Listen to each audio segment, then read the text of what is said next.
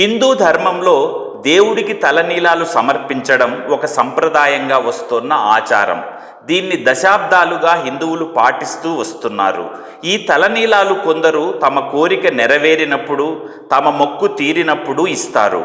వివాహం కుదిరినప్పుడు, ఉద్యోగం వచ్చినప్పుడు, సంతానం కలిగినప్పుడు, వ్యాపారం ప్రారంభించాక బాగా లాభాలతో కలిసొచ్చినప్పుడు చాలామంది దేవుడికి తలనీలాలను సమర్పిస్తారు. అందులోనూ ఎక్కువగా తిరుమల శ్రీ వెంకటేశ్వర స్వామివారికి ప్రతిరోజు వేల సంఖ్యలో భక్తులు తలనీలాలు సమర్పిస్తారు. అసలు దేవుడికి తలనీలాలు ఎందుకు ఇవ్వాలో దాని గురించి ఇప్పుడు పరిశీలిద్దాం.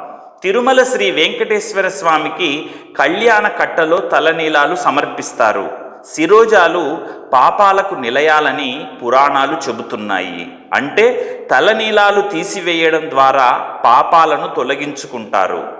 తల్లి గర్భంలో ఉన్న శిశువు తన తల ద్వారా భూమి మీదికి వస్తాడు. అయితే శిశువుకి ఉన్న తల వెంట్రుకలతో గత జన్మకు సంబంధించిన అనేక పాపాలు ఉంటాయి. అందుకే చిన్న వయసులోనే పిల్లలకు కేశఖండన కార్యక్రమం నిర్వహిస్తారు. పాపాలను కలిగి ఉన్నందువల్లే శిరోజాలను శిరోగతాని పాపాని అని అంటారు. భగవంతునికి భక్తితో తలనీలాలు సమర్పిస్తామని మొక్కుకుంటారు. ఒక రకంగా చెప్పాలంటే మన శిరస్సును దేవుడికి అర్పించే బదులు కేశాలను ఇస్తాం. ఇదే సందర్భంలో తల వెంట్రుకలను తీయడం గురించి మహాభారతంలో ఒక సంఘటన ఉంది.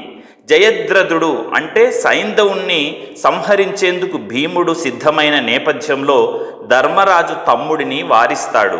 ఎందుకంటే కౌరవుల సోదరి దుస్సల భర్త సైంధవుడు. అతన్ని చంపడం ధర్మసమ్మతం కాదు. అందుకనే తల వెంట్రుకలను తీసేస్తే తల తీసేసినంత పనవుతుందని వివరిస్తాడు.